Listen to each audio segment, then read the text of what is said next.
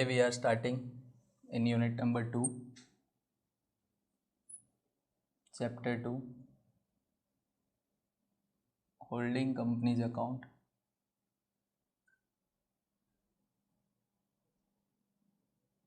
Part 2. Okay. It is also called consolidated balance sheet.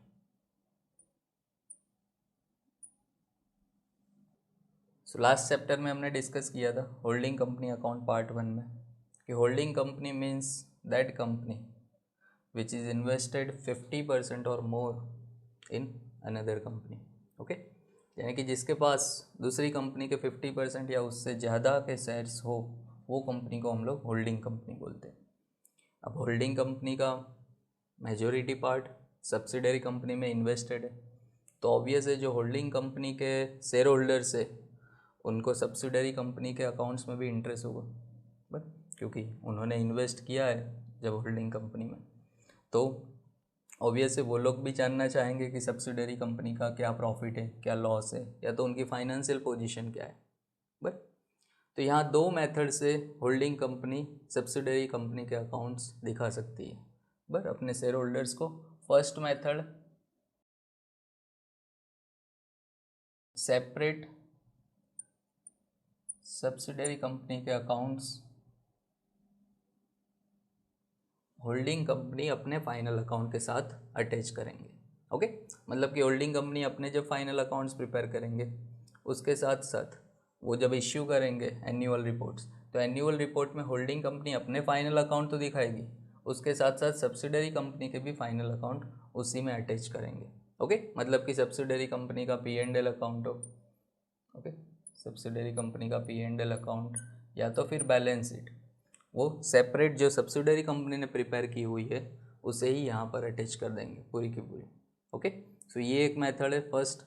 Second method कि जिसके अंदर holding company क्या करेगी, जो सब्सिडरी कंपनी के अकाउंट से उसको जॉइंट करेंगे, जिसे हम बोलेंगे consolidated accounts. Okay, consolidated P&L plus balance sheet. Consolidated P&L और बैलेंस शीट में मतलब कि जो भी असेट्स और लायबिलिटी है सब्सिडरी कंपनी की प्लस होल्डिंग कंपनी की, दोनों को प्लस करके पर मर्ज करके यहाँ पर एक बैलेंस शीट और फाइनल अकाउंट्स प्रिपेयर करेंगे. बस होल्डिंग कंपनी इस मेथड से भी फाइनल अकाउंट तैयार कर सकती है सब्सिडरी कंपनी के साथ, पर और या तो अलग से वो सेपरेटली दिखा सकती है. बट जो इंग्लिश कंपनीज एक्ट 1948 जो है, पर मतलब कि इंग्लैंड में जो कंपनीज एक्ट बनाया गया है 1948 में, वहाँ पर होल्डिंग कंपनी को कंपलसरी सेकंड मेथड से सब्सिडरी कंपनी के अकाउंट शो करने, पर मतलब कि consolidated P&L and consolidated balance sheet prepare करनी है, तो वो कंपलसरी सेकंड मेथड से प्रिपेयर करना है. बट इंडिया में अभी तक वो कंपलसरी नहीं हुआ, मतलब कि द इंडियन कंपनीज एक्ट 1956 के अकॉर्डिंग अभी तक जो होल्डिंग कंपनी है वो फर्स्ट मेथड से ही अकाउंट्स प्रिपेयर करते हैं. ओके, और उसमें सेकंड मेथड अलाउ नहीं किए, मतलब आपको कंपलसरी फर्स्ट मेथड से ही शो करना है. ओके, यानी कि सब्सिडरी कंपनी के P&L और बैलेंस शीट अलग से अटैच करना है जो सब्सिडरी कंपनी ने प्रिपेयर की हुई है. ये क्यों ऐसा किया गया है, तो उसके कुछ रीज़न्स है. एक फर्स्ट रीज़न है कि अभी इंडिया में जो होल्डिंग कंपनी है वो इन्फेंट है, मतलब कि अभी तक स्टार्ट हुआ है. ओके, स्टार्टिंग स्टेज पे है, क्योंकि उतना investment Indian company foreign company में नहीं करती है. ओके, तो इसलिए वो अलग से ही सब्सिडरी कंपनी के अकाउंट्स अटैच करेंगे. दूसरा, असेट्स और लायबिलिटीज़ सेपरेट आप दिखाओ तो वो आपको पता चलेगा कि सब्सिडरी कंपनी की कितनी एसेट्स है, होल्डिंग कंपनी की कितनी एसेट्स है. ओके, प्रॉफिट में पता चलेगा कि सब्सिडरी कंपनी ने क्या प्रॉफिट किया है, होल्डिंग कंपनी ने क्या प्रॉफिट किया है. कॉन्सोलिडेटेड में हम लोग प्लस करके लिखते हैं कि होल्डिंग और प्लस सब्सिडरी, तो इसलिए वो भी पता ज़्यादा नहीं चलता है. तो इसलिए इंडियन कंपनीज एक्ट में ये सारे रीज़न की वजह से फर्स्ट मेथड को अप्लाई किया गया है. ओके, बट इंग्लैंड में सेकंड मेथड से कंपलसरी होल्डिंग कंपनी का अकाउंट्स प्रिपेयर होते हैं. तो इन इंडिया प्रैक्टिकली पॉसिबल नहीं है consolidated balance sheet, but for study purpose हम लोग कंसोलिडेटेड बैलेंस शीट कैसे प्रिपेयर करेंगे वो इस चैप्टर में सीखने वाले हैं। ओके, तो उसके रिगार्डिंग कुछ पॉइंट्स हम लोग यहाँ पर 1 बाय 1 डिस्कस करेंगे कि कौन कौन से कैलकुलेशंस आपको आ सकते हैं सम में, तो वो सारे पॉइंट वाइज हम लोग डिस्कस करेंगे। ओके, और फिर हम लोग सम स्टार्ट करेंगे, बट पहले सारे पॉइंट्स 1 बाय 1 डिस्कस करें। सो फर्स्ट पॉइंट, प्रॉफिट और loss of subsidiary company.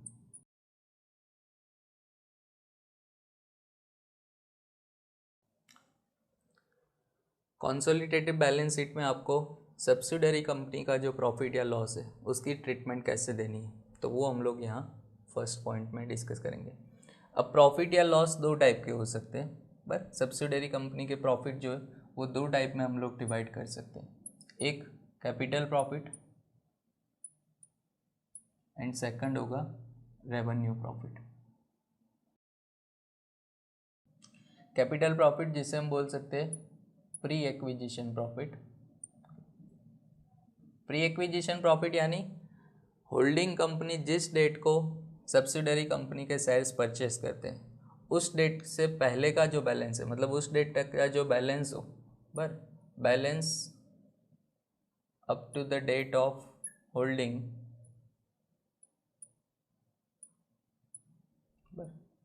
Holding की डेट को जो बैलेंस हो, पर मतलब P&L में जो बैलेंस हो या तो फिर रिजर्व्स में जो बैलेंस हो, प्रॉफिट या तो रिजर्व्स में जो बैलेंस है उसे हम बोलेंगे capital profit.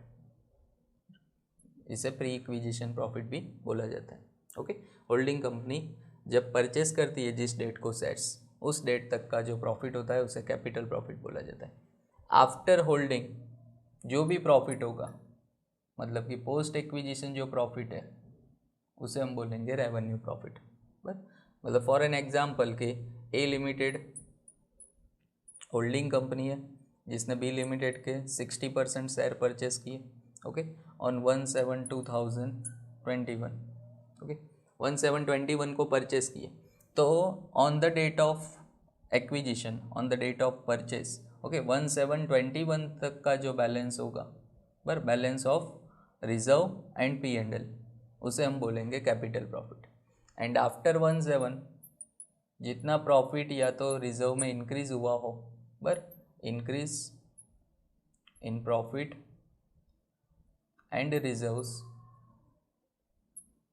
It is called revenue profit. पर जितना प्रॉफिट बिटवीन द ईयर हुआ हो उसे हम बोलेंगे रेवेन्यू प्रॉफिट।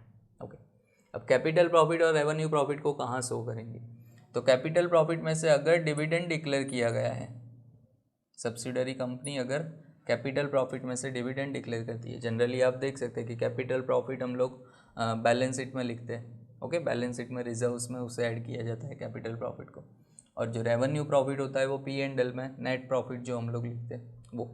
ओके, अब कैपिटल प्रॉफिट में से जो डिविडेंड डिक्लेयर करेंगे अगर सब्सिडरी कंपनी, तो उसमें से जो होल्डिंग कंपनी का पार्ट है,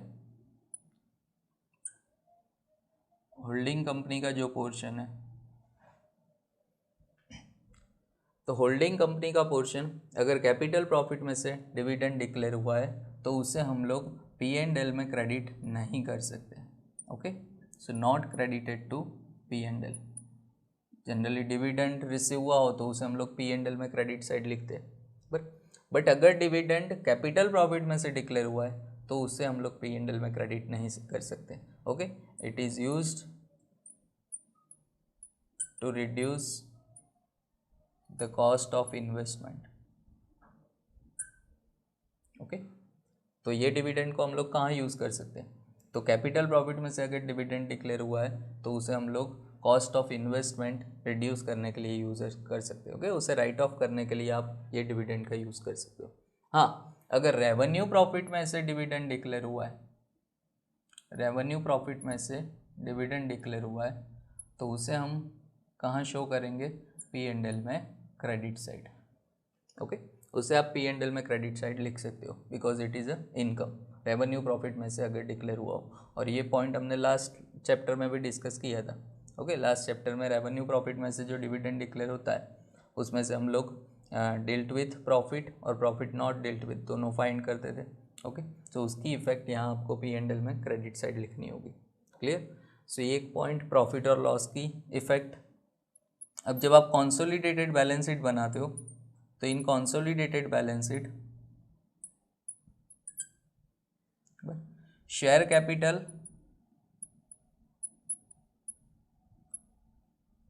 ऑफ सब्सिडरी कंपनी, मतलब जो सब्सिडरी कंपनी की जो शेयर कैपिटल है वो, एंड जो investment in shares of subsidiary company by holding company has not been shown. Okay, मतलब कि अगर आपको बैलेंस शीट दी है दोनों कंपनी की, holding company and subsidiary company की, उसके ऊपर से हमें प्रिपेयर करना है कॉन्सोलिडेटेड बैलेंस शीट। बस, तो जब आप कॉन्सोलिडेटेड बैलेंस शीट प्रिपेयर करो ना, तो एक पॉइंट हमें याद रखना है कि जो शेयर कैपिटल है सब्सिडरी कंपनी की, उसे आप नहीं ऐड कर सकते। ओके, और प्लस जो इन्वेस्टमेंट है इन सब्सिडरी कंपनी, जो इन्वेस्टमेंट किया है होल्डिंग कंपनी में, ये आपको कौन सी बैलेंस शीट में मिलेगा? होल्डिंग कंपनी की, और ये आपको मिलेगा शेयर कैपिटल सब्सिडरी कंपनी की बैलेंस शीट में। ओके, तो ये दोनों को आपको एलिमिनेट करना है, मतलब कि कॉन्सोलिडेटेड बैलेंस शीट में उसे हम शो नहीं करेंगे। हमने अमालगामेशन में सीखा था, अमालगामेशन इन नेचर ऑफ मर्जर जब आप करते हैं। Okay, so in nature of merger या परचेस में हम लोग यही ट्रीटमेंट देते थे कि जो परचेसिंग कंपनी है, जो वेंडर कंपनी की शेयर कैपिटल हम लोग ऐड नहीं करते थे, जितनी इश्यू की हो उतनी ही हम लोग ऐड करते थे। ओके, और दूसरा अगर इन्वेस्टमेंट किया हो सब्सिडरी कंपनी में तो वो भी हम लोग यहाँ कैंसिल कर देंगे। ओके, सो दोनों साइड से आपको ये हटाना है, शेयर कैपिटल सब्सिडरी कंपनी की बैलेंस शीट में से, और होल्डिंग कंपनी में असेट साइड आपको लिखा होगा investment in share of subsidiary company, वो भी आपको एलिमिनेट करना है। ओके, सो ये दोनों चीज़ हम लोग कॉन्सोलिडेटेड बैलेंस शीट में हटा देंगे। So that is the first point, profit और लॉस या तो इन्वेस्टमेंट, उसकी ट्रीटमेंट हम लोग कॉन्सोलिडेटेड बैलेंस शीट में कैसे देंगे वो हमने डिस्कस किया। ओके, सेकंड, गुडविल और कैपिटल रिजर्व।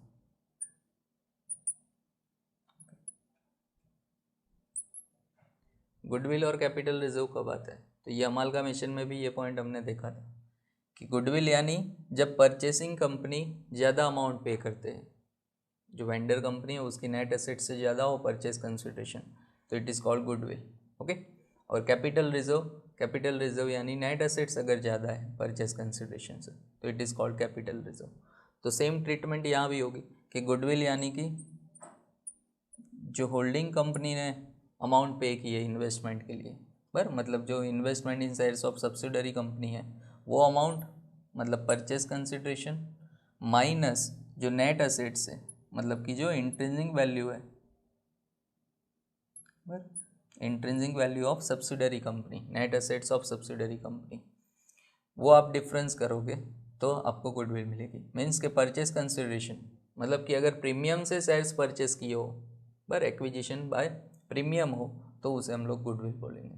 पर प्रीमियम यानी कि सपोज जो सब्सिडरी कंपनी के शेयर से शेयर की प्राइस 100 रुपीज़ है, पर उसकी फेस वैल्यू, बट आपने जब इन्वेस्टमेंट किया तब 120 में वही शेयर्स परचेस किया, सो 120 माइनस 100 यानी 20 रुपीज़ पर शेयर प्रीमियम हुआ, मतलब उसे हम बोलेंगे गुडविल। ओके, ज़्यादा अमाउंट पे किए इसलिए वो गुडविल होगा। बट तो गुडविल आपको कहाँ शो करना है? तो गुडविल हम लोग बैलेंस शीट में उसे सेपरेटली जो असेट साइड लिखते हैं, बट तो बैलेंस शीट में असेट साइड इनटेंजिबल असेट्स में गुडविल लिखेंगे।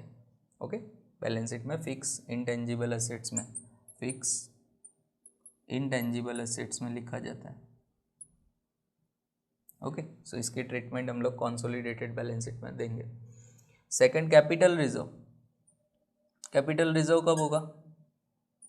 तो इससे opposite, if net assets is more than purchase consideration, net assets यानी कि इंट्रिंसिक वैल्यू अगर परचेस कंसिडरेशन से ज़्यादा है, बट ऑपोजिट हो गई, सपोज 100 रुपीज़ नेट एसेट है, 100 रुपीज़ वैल्यू है शेयर की, बट आपने वो शेयर परचेस किया है ₹80, बर मतलब कि एक्विजिशन बाय डिस्काउंट, बर एट डिस्काउंट, अगर डिस्काउंट से आप परचेस करते हो 80 रुपीज़ में वो शेयर परचेस किया तो दैट इज़ कैपिटल रिजर्व।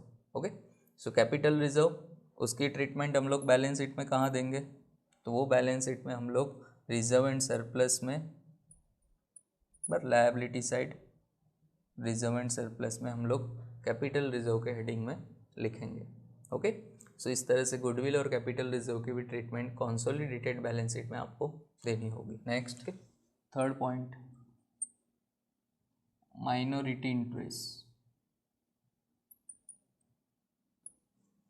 और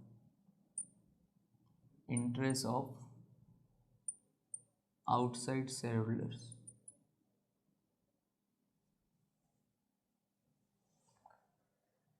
माइनॉरिटी इंटरेस्ट यानी कि सपोज होल्डिंग कंपनी है बस ए लिमिटेड ने बी लिमिटेड के 70% शेयर्स परचेस किए। ओके, तो 70% पोर्शन किसका हुआ, होल्डिंग कंपनी का, मतलब इंटरेस्ट ऑफ होल्डिंग कंपनी हो गई 70%, इंटरेस्ट ऑफ होल्डिंग कंपनी 70%। पर तो आउटसाइड शेयर होल्डर्स का कितना इन्वेस्टमेंट होगा, उसका 30%। बर तो ये हो गया interest of outside share holders, जिसे हम बोल सकते हैं माइनॉरिटी इंटरेस्ट। तो ये हुआ माइनॉरिटी इंटरेस्ट 30%। अब माइनॉरिटी इंटरेस्ट हम लोग कंसोलिडेटेड बैलेंस शीट में कैसे लिखेंगे, तो माइनॉरिटी इंटरेस्ट में क्या क्या इंक्लूड होता है, तो इन माइनॉरिटी इंटरेस्ट कि जो आउटसाइड शेयर होल्डर्स है उसका एक share in nominal value of share capital plus share in capital profit, capital profit यानी कि reserves. Okay, general reserve, capital reserve, वो सारे रिजर्व्स में जो माइनॉरिटी का शेयर है वो, plus share in revenue profit. Revenue profit यानी P&L अकाउंट जो बैलेंस शीट में आपको दिया होगा, और ये रिजर्व्स, ये तीनों आप ऐड करोगे तो आपको मिलेगा इंटरेस्ट ऑफ माइनॉरिटी। ओके, यानी कि माइनॉरिटी इंटरेस्ट जिसे हम लोग कंसोलिडेटेड बैलेंस शीट में, in consolidated balance sheet as a separate liability side, non current liability में हम लोग एज ए सेपरेट लायबिलिटी उसे शो करेंगे। ओके, नॉन करंट लायबिलिटी में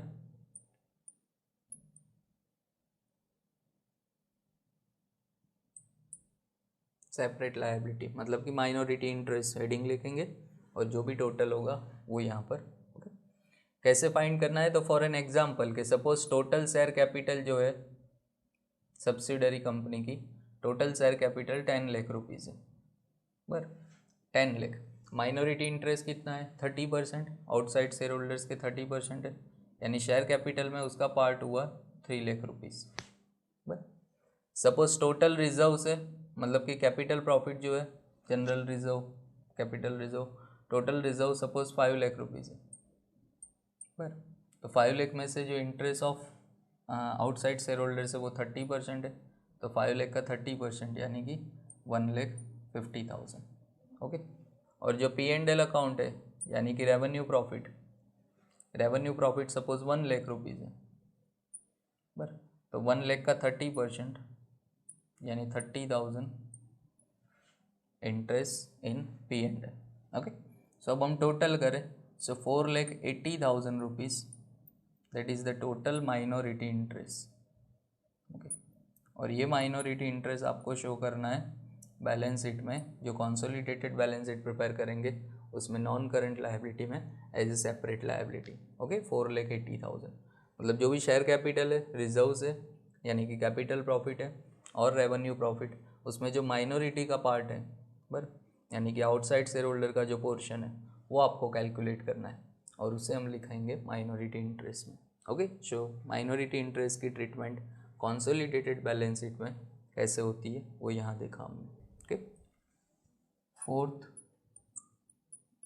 शेयर ऑफ होल्डिंग कंपनी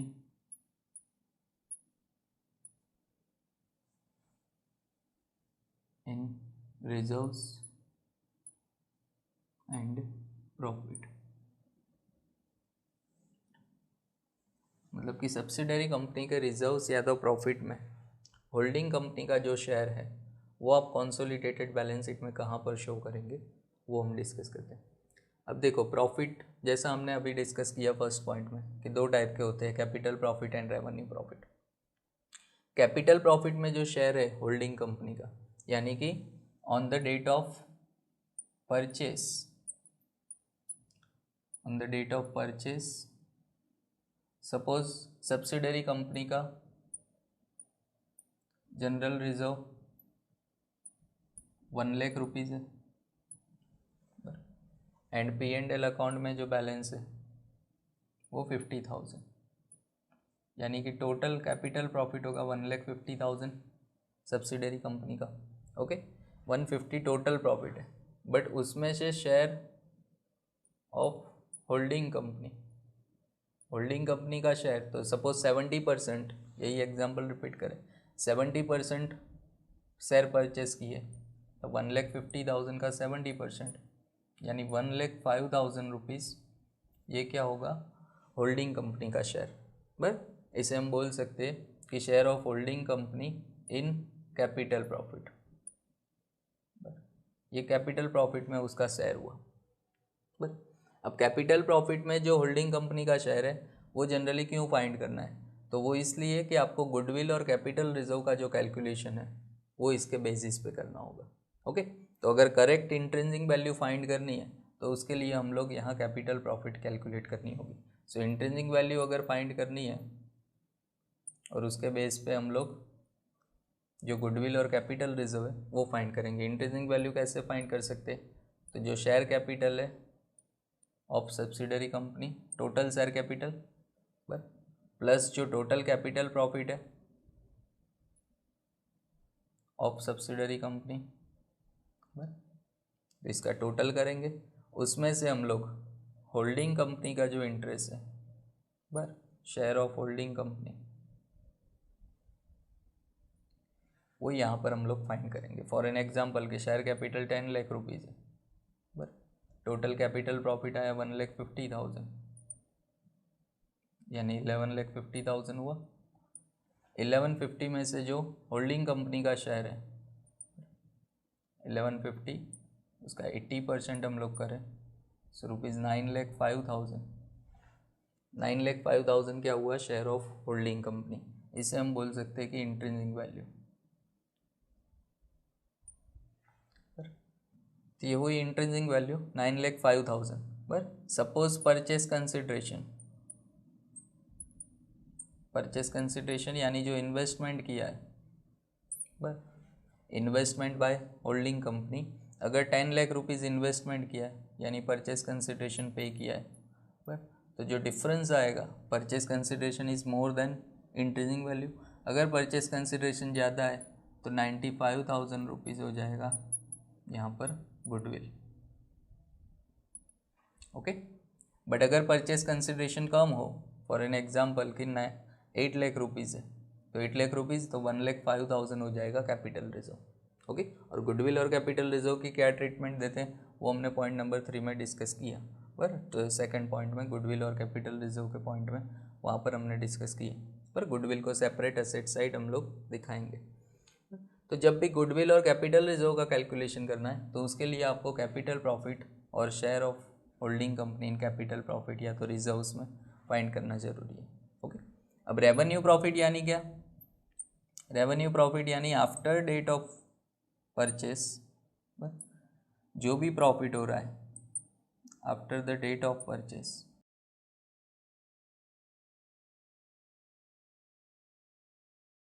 जो भी प्रॉफिट और लॉस ऑफ सब्सिडरी कंपनी है it is called revenue profit. और रेवेन्यू प्रॉफिट में जो होल्डिंग कंपनी का शेयर है उसमें शेयर ऑफ होल्डिंग कंपनी आपको फाइंड करना होगा। फॉर एन एग्जांपल कि 1/7/2021 को परचेस किया, 1/7 के बाद जो भी प्रॉफिट हुआ पूरे साल में 31 मार्च तक, ओके, मतलब 17 को परचेस किया तो 17/21 टू 31 मार्च 22 को अकाउंटिंग ईयर क्लोज हो रहा है। सो इसके बीच में जो भी प्रॉफिट हुआ है उसे हम बोलेंगे रेवेन्यू प्रॉफिट। बट 17 को जो बैलेंस है 17/21 का जो बैलेंस है वो हो जाएगा कैपिटल प्रॉफिट, ओके, रिजर्व और सरप्लस में जो भी बैलेंस है वो। बट उसके बाद जो प्रॉफिट हो रहा है उसे हम बोलेंगे रेवेन्यू प्रॉफिट। उसमें जो होल्डिंग कंपनी का शेयर है, फॉर एन एग्जांपल कि उसके बाद 1 लाख रुपीज़ टोटल प्रॉफिट हुआ तो 1 लाख में होल्डिंग कंपनी का जो पोर्शन है 70%, यानी ₹70,000 होगा share of holding company in revenue profit and revenue reserve, okay. So revenue profit और रेवेन्यू रिजर्व, यहाँ आप रिजर्व भी ऐड करेंगे, जनरल रिजर्व हो तो सपोज जनरल रिजर्व 50,000 इंक्रीज हुई आफ्टर 17 बर, तो 50,000 रुपीज़ इंटू 70% बर, यानी 35,000 प्लस 70,000 टोटल 1,05,000 हो जाएगा होल्डिंग कंपनी का शेयर, ओके। सो P&L अकाउंट में 1 लाख रुपीज़ इंक्रीज हुआ, जनरल रिजर्व में 50,000 यानी टोटल 150 इंक्रीज हुआ, उसका आप 70% करेंगे तो 1,05,000 रुपीज़ जो होगा share of holding company in revenue reserve, okay. तो इसकी ट्रीटमेंट हम लोग कहाँ देंगे? कैपिटल प्रॉफिट में जो शेयर है उसकी कहीं ट्रीटमेंट आपको नहीं देनी है कॉन्सोलिडेटेड बैलेंस शीट में, वो हम लोग सिर्फ और सिर्फ गुडविल और कैपिटल रिजर्व का कैलकुलेशन करने के लिए लिखेंगे। बट जो रेवेन्यू प्रॉफिट में होल्डिंग कंपनी का शेयर है तो उसे हम कॉन्सोलिडेटेड बैलेंस शीट में, in consolidated balance sheet reserve and surplus में, रिजर्व एंड सरप्लस में हम लोग P&L अकाउंट में ऐड करेंगे, ओके। मतलब P&L अकाउंट जो होल्डिंग कंपनी का प्रॉफिट है उसमें ये प्लस कर देंगे जो सब्सिडरी कंपनी का प्रॉफिट आया बराबर, पर जितना होल्डिंग कंपनी का शेयर है उतना ही। टोटल प्रॉफिट तो 1,50,000 होगा, पर total revenue profit and reserve 1,50,000, but 150 आपको ऐड नहीं करना है, उसमें से जो होल्डिंग कंपनी का शेयर है 1,05,000 वही हम लोग ऐड करेंगे। पर अगर लॉस हो तो हम लोग यहाँ माइनस करेंगे, okay, deducted. If loss then it is deducted. Deduct भी आपको वही से करना है, रिजर्व या तो प्रॉफिट में से। अगर सब्सिडरी कंपनी लॉस कर रही है आफ्टर डेट ऑफ परचेस तो लॉस हो तो जितना शेयर हो होल्डिंग कंपनी का वो आपको माइनस करना होगा, ओके।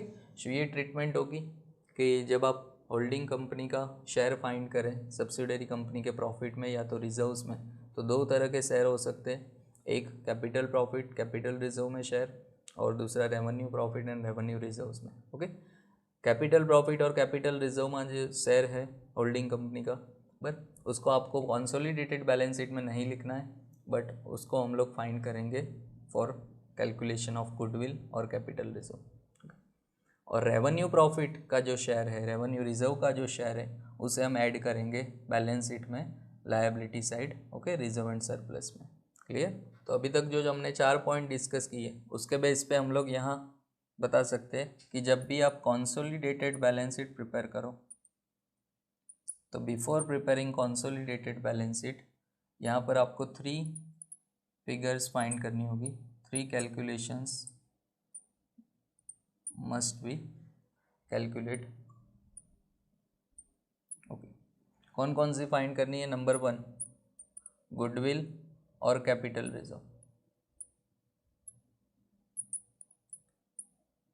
गुडविल और कैपिटल रिजर्व फाइंड करना है, कैसे फाइंड करते हैं वो हमने यहाँ डिस्कस किया, पॉइंट नंबर 2 में भी देखा था। गुडविल और कैपिटल रिजर्व, गुडविल और capital reserve on the date of purchase,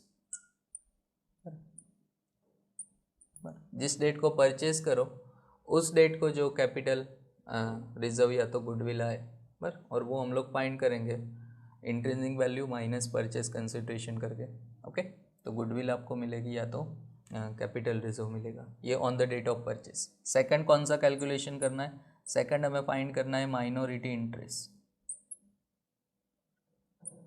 minority interest calculate करेंगे जो अभी हमने पॉइंट नंबर 3 में डिस्कस किया। पर माइनॉरिटी इंटरेस्ट जो आपको कैलकुलेट करना होगा on the date of balance sheet, पर 31 मार्च को ईयर एंड हो रहा है तो 31 मार्च के देन माइनॉरिटी इंटरेस्ट कितना है वो आपको फाइंड करना होगा। ओके, और थर्ड फाइंड करना होगा share of holding company, share of holding company in revenue profit and revenue reserves of subsidiary company. मतलब होल्डिंग कंपनी का शेयर फाइंड करना है जो रेवेन्यू प्रॉफिट और रेवेन्यू रिजर्व्स में, बस तो जो भी इंक्रीज़ हुआ हो आफ्टर डेट ऑफ परचेस, जितना प्रॉफिट इंक्रीज़ हुआ हो या तो रिजर्व इंक्रीज़ हुआ हो, उसमें आपको होल्डिंग कंपनी का शेयर कितना है वो फाइंड करना है, क्योंकि वो भी हम लोग कंसोलिडेटेड बैलेंस शीट में लिखते हैं। कंसोलिडेटेड बैलेंस शीट में माइनॉरिटी इंटरेस्ट भी लायबिलिटी साइड लिखा जाता है और गुडविल और कैपिटल रिजर्व भी कंसोलिडेटेड बैलेंस शीट में हम लोग लिखते हैं। ओके, तो ये तीनों की ट्रीटमेंट हम लोग बैलेंस शीट में लिखते हैं, इसलिए आपको ये तीनों फिगर सबसे पहले कैलकुलेट करनी है, उसके बाद हम लोग कंसोलिडेटेड बैलेंस शीट प्रिपेयर करेंगे। ओके, सो ये 4 पॉइंट हुए, आगे दूसरे भी पॉइंट्स है वो हम लोग डिस्कस करते हैं। Next 5th point, purchase of shares in middle of year.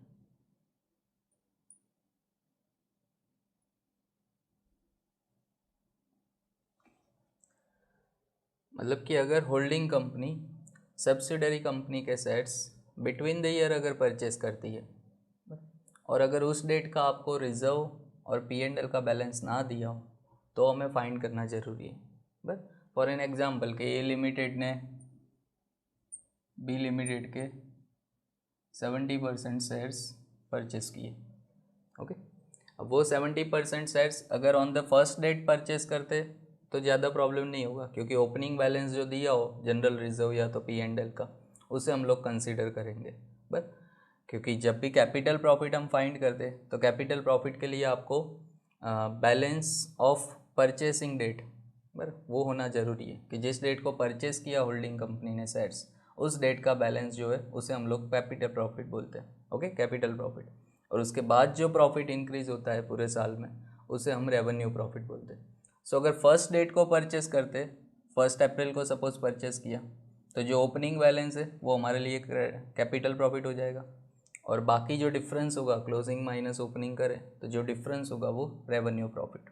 Okay, तो वहाँ कोई ज़्यादा हमें प्रॉब्लम नहीं होगा। बट अगर in the middle of the year, मतलब कि फॉर एन एग्जांपल के 1/7/21 को शेयर्स परचेस किए, बट अब ईयर स्टार्ट कब हो रहा है 1/4/21 को और ईयर एंड होगा 31 मार्च 22।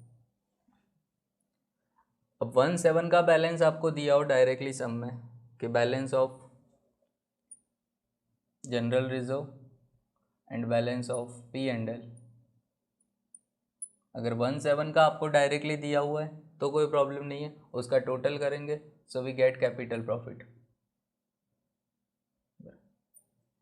बट अगर उस डेट का बैलेंस नहीं दिया तो फिर आपको इस क्वेश्चन में क्या दिया होगा, ओपनिंग एंड क्लोजिंग बैलेंस दिया होगा। But opening balance that is 1/4/21 का balance and 31 March 22 closing balance दिया होगा। तो हम लोग फाइंड कैसे करेंगे कि 1/7 को कितना बैलेंस था रिजर्व और P&L में, तो उसके लिए आपके पास जो क्लोजिंग बैलेंस हो, closing balance of general reserve या तो P&L, बस जो भी क्लोजिंग बैलेंस है, फॉर एन एग्जांपल के 20,000 रुपीज़ क्लोजिंग बैलेंस है टोटल दोनों का, आपको इंडिविजुअली फाइंड करना है, बट यहाँ मैं एग्जांपल ले रहा हूँ कि सपोज जनरल रिजर्व और P&L total closing balance 21, okay 20,000, उसमें से हम माइनस करेंगे opening balance of general reserve और P&L कि सपोज 10,000 रुपीज़ ओपनिंग बैलेंस है, तो हम ऐसा बोल सकते हैं कि पूरे साल में टोटल इंक्रीज कितना हुआ बैलेंस 10,000, बस मतलब पूरे साल में 10,000 रुपीज़ इंक्रीज हुआ। अब इसमें से जो जितने मंथ आपने लेट परचेस किया है उतने मंथ का प्रॉफिट हम लोग कहाँ ले जाएंगे, कैपिटल प्रॉफिट में। ओके, तो हमने परचेस कौन सी डेट को किया 1/7/21, मतलब आफ्टर 3 मंथ, सो 3 मंथ का जो प्रॉफिट है उसे हम लोग कैपिटल प्रॉफिट में इंक्लूड करेंगे और बाकी 9 मंथ का ही प्रॉफिट हम लोग रेवेन्यू प्रॉफिट करेंगे। ओके, सो इसमें से हम लोग पहले सबसे पहले 3 मंथ यानी 1/4 to 1/7, ओके, और यहाँ पर 1/7 to 31 मार्च हो जाएगा 9 मंथ का, ओके, रेवेन्यू प्रॉफिट में। तो इसे कैपिटल प्रॉफिट में इंक्लूड करेंगे। सो 3 मंथ हो जाएगा 10,000 को हम लोग 3 मंथ में कन्वर्ट करें तो 2,500, और बाकी 9 मंथ का प्रॉफिट होगा 7,500। अब ये 2,500 इंक्रीज हुआ, बट हमें टोटल कैपिटल प्रॉफिट फाइंड करना है, तो ये तो increase during the year plus opening balance भी ऐड करना होगा, क्योंकि 1/4 को जो बैलेंस था आपके पास 10,000 रुपीज़, बस वो ऐड करेंगे। सो टोटल कैपिटल प्रॉफिट हो जाएगा 12,500, ओके। और रेवेन्यू प्रॉफिट, उसमें आपको ओपनिंग ऐड नहीं करना है, जो भी प्रॉफिट आए बस that is revenue profit, okay. तो अगर 1 अप्रैल को परचेस किया हो तो पूरा 10,000 रेवेन्यू प्रॉफिट, 1 डेट को परचेस किया हो तो क्लोजिंग माइनस ओपनिंग, जो भी डिफरेंस आया वो हमारे लिए रेवेन्यू प्रॉफिट हो जाएगा, okay. But middle of the year अगर परचेस किया है तो हम लोग कैपिटल प्रॉफिट या रेवेन्यू प्रॉफिट कैसे फाइंड कर सकते हैं? तो कैपिटल प्रॉफिट फाइंड करने के लिए जो क्लोजिंग बैलेंस है जनरल रिजर्व या तो P&L का, उसमें से ओपनिंग बैलेंस माइनस करेंगे तो हमें इंक्रीज़ और डिक्रीज़ मिलेगा। जितना इंक्रीज़ हुआ उसमें से आपने जितने मंथ लेट परचेस किए उतने मंथ का प्रॉफिट हम लोग कैपिटल में इंक्लूड करेंगे, और बाकी जिस डेट से परचेस किया वहाँ से लास्ट डेट तक का जो प्रॉफिट है उसे हम लोग कंसिडर करेंगे रेवेन्यू प्रॉफिट में, ओके। तो ये इसलिए फाइंड करना है क्योंकि कैपिटल प्रॉफिट हमें गुडविल या कैपिटल रिजर्व का कैलकुलेशन करने के लिए कैपिटल प्रॉफिट जरूरी है, ओके। और रेवेन्यू प्रॉफिट हम लोग P&L में ऐड करते हैं, तो इसलिए दोनों फाइंड करना ज़रूरी है। सो इसका कैलकुलेशन आपको ऐसे करना है, ओके। अभी अगर middle of the year shares purchase किए हो तो clear. So next point, inter company transactions.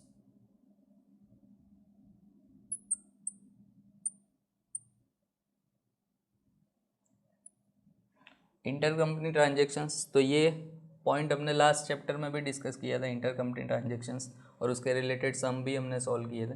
But inter company transactions generally कौन कौन से हो सकते हैं? तो एक एडवांसेस के हो सकते हैं, बट कि होल्डिंग कंपनी ने सब्सिडरी कंपनी को एडवांस दिया हो, या तो सब्सिडरी कंपनी ने होल्डिंग कंपनी को एडवांस दिया हो, ओके। तो जब भी इंटर कंपनी ट्रांजेक्शन हो तो हमने लास्ट चैप्टर में भी देखा था कि हम लोग दोनों साइड से एलिमिनेट कर देते हैं, पर वो ट्रांजेक्शन्स को पूरा माइनस कर देते। तो यहाँ हम लोग कॉन्सोलिडेटेड बैलेंस शीट प्रिपेयर करें तो हम लोग क्या करेंगे, eliminated from both sides, okay. दोनों साइड से जो एडवांस की अमाउंट है, एडवांस एक के लिए रिसीव्ड होगा, दूसरे के लिए एडवांस पेड होगा, ओके। फॉर एन एग्जांपल के होल्डिंग कंपनी ने अगर सब्सिडरी कंपनी को एडवांस दिया है तो होल्डिंग कंपनी के लिए advance paid, okay, subsidiary company के लिए वो रिसीव्ड।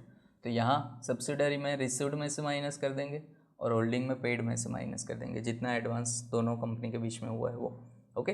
तो सेम डेटर क्रेडिटर्स के भी ट्रांजेक्शन्स होते हैं, ओके। डेटर क्रेडिटर्स, तो एक के लिए डेटर होता है, दूसरे के लिए क्रेडिटर्स, तो वो भी आपको दोनों तरफ से एलिमिनेट कर देना है। बिल्स रिसीवेबल या तो बिल्स पेएबल का ट्रांजेक्शन हो तो वो भी हम लोग दोनों साइड से एलिमिनेट कर देंगे। तो ये सारे इंटर कंपनी ट्रांजेक्शन्स, ओके। अगर इंटर कंपनी ट्रांजेक्शन कोई है दोनों कंपनी के बीच में तो उसे आपको दोनों साइड से एलिमिनेट कर देना है, ओके। अब बिल रिसीवेबल बिल्स पेएबल में एक चीज़ है कि अगर बिल नॉट डिस्काउंटेड हो, मतलब कि कहीं पर डिस्काउंट नहीं करवाया, तो ही आप दोनों साइड से कैंसिल कर सकते हैं, तो ही हम लोग एलिमिनेट कर सकते हैं। बट अगर बिल डिस्काउंट करवाया है, चाहे वो बिल रिसीवेबल हो बट तो बिल पेएबल, अगर वो डिस्काउंटेड है बिल्स तो उसे हम लोग दोनों साइड से एलिमिनेट नहीं कर सकते, उसे आपको माइनस करना होगा फ्रॉम कंटिंजेंट लायबिलिटी, ओके। ये हम लोग डिडक्ट करेंगे, डिडक्ट फ्रॉम कंटिंजेंट लायबिलिटी। पर अगर डिस्काउंटेड हो तो, नॉट डिस्काउंटेड है तो जितने बिल है दोनों कंपनी के बीच में जितने ट्रांजेक्शन हुआ है वो हम लोग दोनों साइड से एलिमिनेट कर देंगे। बट फॉर एन एग्जांपल के टोटल 1 लाख के बिल दोनों कंपनी के बीच में इंटर कंपनी ट्रांजेक्शन है, 1 लाख में से 40,000 रुपीज़ बिल डिस्काउंट के हुए, ओके। तो 40,000 जो डिस्काउंटेड है उसे हम लोग कंटीजेंट लायबिलिटी में से डिडक्ट करेंगे और बाकी जो 60,000 है वो दोनों साइड से एलिमिनेट कर देंगे, ओके। तो बिल में सिर्फ आपको ध्यान रखना है अगर वो डिस्काउंटेड है कि नॉट डिस्काउंटेड। नॉट डिस्काउंटेड हो तो ज़्यादा सोचना नहीं है, दोनों साइड से हम लोग कैंसिल कर देंगे। बट डिस्काउंटेड हो तो उसे हम लोग कैंसिल नहीं कर सकते, उसे आपको कंपलसरी कंटीजेंट लायबिलिटी में से माइनस करना होगा, ओके। सो इंटर कंपनी ट्रांजेक्शन अगर हो तो इस टाइप से आपको कंसोलिडेटेड बैलेंस शीट में उसकी इफेक्ट देनी है, clear. So next point for dividend, okay.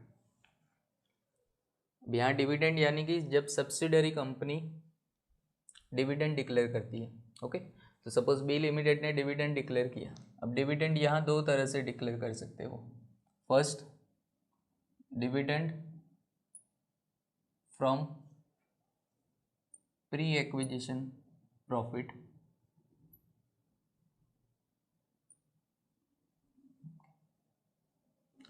Pre acquisition profit यानी कि जब होल्डिंग कंपनी ने परचेस नहीं किए थे शेयर्स, परचेस किए उस डेट से पहले के प्रॉफिट में से अगर डिविडेंड डिक्लेयर किया हो, पर प्री एक्विजिशन प्रॉफिट यानी कैपिटल प्रॉफिट। अगर सब्सिडरी कंपनी कैपिटल प्रॉफिट में से डिविडेंड डिक्लेयर करती है तो हमने आगे भी काफ़ी सारी बार ये पॉइंट रिपीट किया कि जब कैपिटल प्रॉफिट में से डिविडेंड डिक्लेयर किया जाए तो होल्डिंग कंपनी का जो शेयर है उसे हम लोग P&L में क्रेडिट नहीं कर सकते, ओके। अगर गलती से किया हो P&L में, अगर क्रेडिट साइड लिखा हो तो उसे हम लोग वहाँ से माइनस कर देंगे, ओके, डिडक्ट कर देंगे क्रेडिट साइड से। गलती से लिखा हो तो मतलब अगर रेवेन्यू प्रॉफिट कंसीडर करके लिख दिया है तो उसे हम लोग वहाँ से डिडक्ट कर देंगे, बिकॉज ये रेवेन्यू प्रॉफिट का पार्ट नहीं है, कैपिटल प्रॉफिट में से डिक्लेयर किया है। सो जो शेयर है उसे हम लोग P&L में से डिडक्ट कर देंगे, ओके। और ये डिविडेंड का यूज़ कहाँ कर सकते हैं, तो कॉस्ट ऑफ कैपिटल जो है, cost of investment, okay, cost of investment को राइट ऑफ करने के लिए, रिड्यूस करने के लिए ही हम लोग इस डिविडेंड का यूज़ कर सकते हैं, ओके। सो उसे आपको कहीं पर P&L में क्रेडिट साइड नहीं लिखना है, ना ही कंसोलिडेटेड बैलेंस शीट में।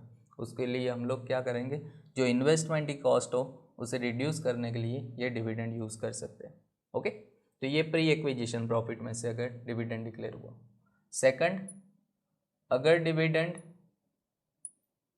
Post acquisition profit,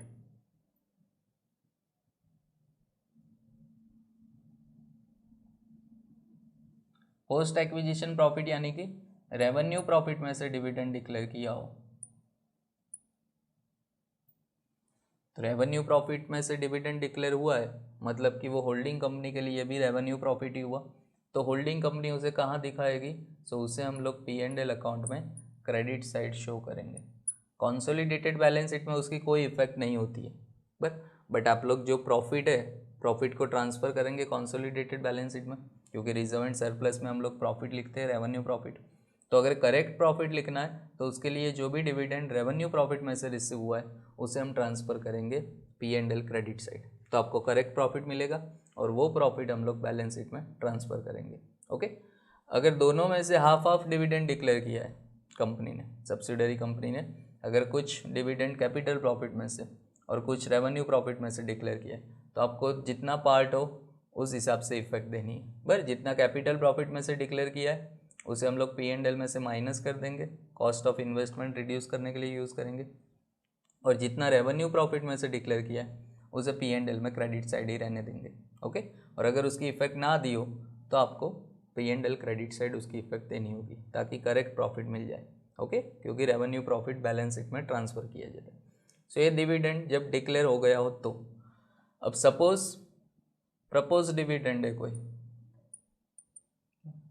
propose dividend मतलब कि सब्सिडरी कंपनी के बोर्ड ऑफ डायरेक्टर्स ने डिसाइड किया है कि करंट ईयर में इतना डिविडेंड डिक्लेयर करना है, तो प्रपोज डिविडेंड उन लोगों ने सेट किया होगा, बट ये अभी तक डिक्लेयर नहीं हुआ है।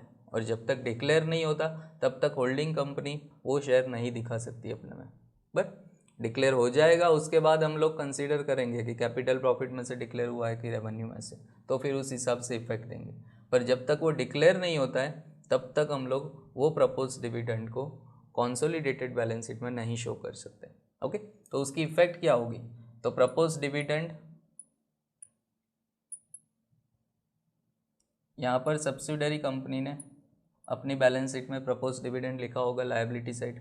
ओके, शॉर्ट टर्म प्रोविजन में इसे शो करते हैं लायबिलिटी साइड। तो प्रपोज डिविडेंड आपको क्या करना है कि सब्सिडरी कंपनी का जो टोटल प्रपोज डिविडेंड है उसमें से share of holding company,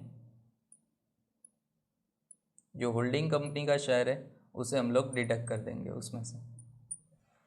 okay, क्योंकि होल्डिंग कंपनी का शेयर है वो तो उसे शो नहीं करना है, मैंने आपको पहले बोला कि क्योंकि अभी तक डिक्लेयर नहीं हुआ है। डिक्लेयर नहीं हुआ मतलब होल्डिंग कंपनी अपनी बैलेंस शीट में प्रपोज डिविडेंड नहीं दिखा सकती। ओके, तो जो सब्सिडरी कंपनी का टोटल प्रपोज डिविडेंड है, फॉर एन एग्जाम्पल के 1 lakh rupees total propose dividend है, उसमें से 70% जो पार्ट है वो होल्डिंग कंपनी का है, तो हम लोग क्या करेंगे इसमें से 70,000 रुपीज़ डिडक्ट कर देंगे। ओके, मतलब बाकी 30,000 ही रिमेनिंग रहा उसमें बैलेंस। अब ये 30,000 किसका होगा, माइनॉरिटी पर, मतलब आउटसाइड शेयर होल्डर्स का होगा 30,000, 30%, तो इसे हम इंक्लूड कर देंगे माइनॉरिटी इंटरेस्ट में। ओके, मतलब 30,000 रुपीज़ माइनॉरिटी इंटरेस्ट में चला गया। इन शॉर्ट यहाँ पर सब्सिडरी कंपनी का जो टोटल प्रपोज डिविडेंड था वो अकाउंट क्लोज हो जाएगा, पर एलिमिनेट हो जाएगा, क्योंकि उसमें से 70,000 हमने डिडक्ट कर दिया सब्सिडरी कंपनी का बर, और बाकी 30,000 हम लोग माइनॉरिटी इंटरेस्ट में ट्रांसफ़र कर देंगे। क्लियर, क्योंकि वो डिविडेंड माइनॉरिटी का है, मतलब आउटसाइड शेयर होल्डर्स का। एंड फोर्थ होगा अनपेड डिविडेंड। अनपेड डिविडेंड मतलब अभी तक डिविडेंड पे ना किया हो, पर अनपेड डिविडेंड डिक्लेयर हो गया बट पेड नहीं किया। ओके, सो अनपेड डिविडेंड सब्सिडरी कंपनी ने कौन सा अकाउंट क्रिएट किया होगा, अनपेड डिविडेंड का। ये अकाउंट होगा सब्सिडरी कंपनी में, बैलेंस शीट में उन लोगों ने लायबिलिटी साइड अनपेड डिविडेंड लिखा होगा। ओके, और होल्डिंग कंपनी ने क्या लिखा होगा, डिविडेंड रिसीवेबल, रिसीव करना बाकी है। ओके, ये आपको मिलेगा होल्डिंग कंपनी की बैलेंस शीट में, पर ये होल्डिंग कंपनी की बैलेंस शीट में, सब्सिडरी कंपनी की बैलेंस शीट में अनपेड डिविडेंड होगा। पर तो जितना अनपेड डिविडेंड है उसमें से होल्डिंग कंपनी का जो शेयर है, okay, share of holding company, मतलब 70% शेयर है उसका, तो 70% जितना टोटल अनपेड डिविडेंड का 70% हम क्या करेंगे, दोनों साइड से एलिमिनेट कर देंगे, मतलब डिविडेंड रिसीवेबल में से माइनस कर देंगे 70%, ओके, और अनपेड डिविडेंड में से भी माइनस कर देंगे 70%, बाकी अमाउंट एज इट इज़ लिखेंगे। ओके, मतलब जो टोटल अमाउंट है डिविडेंड रिसीवेबल और दूसरी साइड अनपेड डिविडेंड, ये दोनों साइड से एलिमिनेट हो जाएगा। सो एक टाइप का इंटर कंपनी ट्रांजेक्शन ही हुआ बट डिविडेंड का। ओके, क्योंकि अभी तक डिक्लेयर हो गया है बट पेड नहीं हुआ है, इसलिए हम लोग इसे इस तरह से इफेक्ट देंगे। ओके, सो ये कंसोलिडेटेड बैलेंस शीट में आपको, क्योंकि दोनों कंपनी की बैलेंस शीट हम लोग मर्ज करते हैं, तो आपको पूरी अमाउंट नहीं लिखनी है, पर उसमें से जितना डिविडेंड अनपेड है वो हम लोग दोनों साइड से डिडक्ट कर देंगे। Clear, so dividend related 4 point हमें याद रखना है। अगर कैपिटल प्रॉफिट में से डिविडेंड डिक्लेयर हुआ हो, रेवेन्यू में से डिक्लेयर हुआ हो, प्रपोज डिविडेंड या अनपेड डिविडेंड का कोई पॉइंट आपको दिया हो उस क्वेश्चन में, तो इस तरह से आपको कंसोलिडेटेड बैलेंस शीट में उसकी इफेक्ट देनी है। Okay, so next, loss in the book of subsidiary company.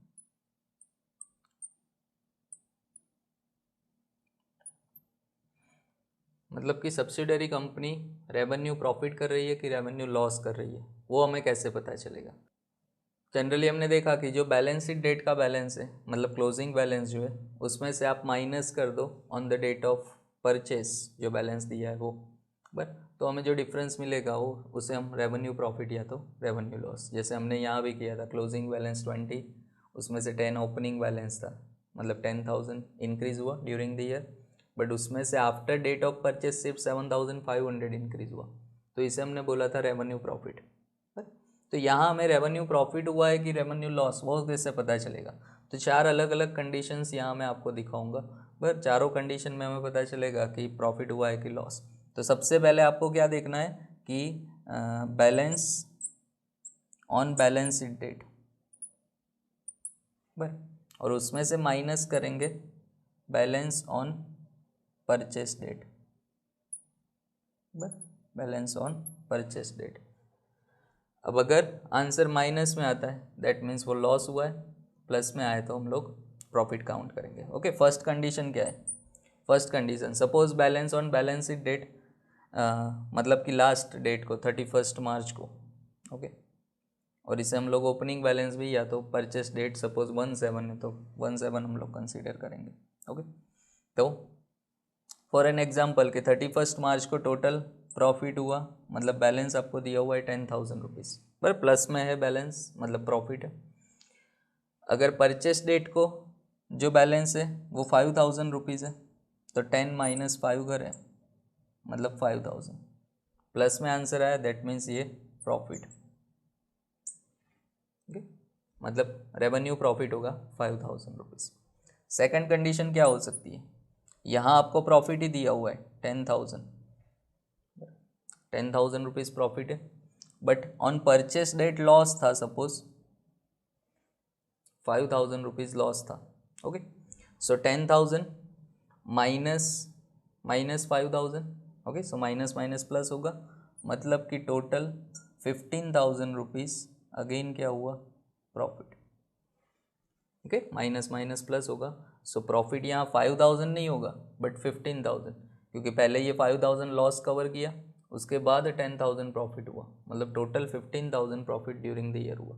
Okay, third condition क्या हो सकती है कि on balance sheet date suppose loss दिया है आपको 10,000 रुपीज़ पर, माइनस 10,000 लॉस है, और ऑन परचेस डेट प्रॉफिट था सपोज 5,000 रुपीज़ पर, प्रॉफिट 5,000 रुपीज़ था।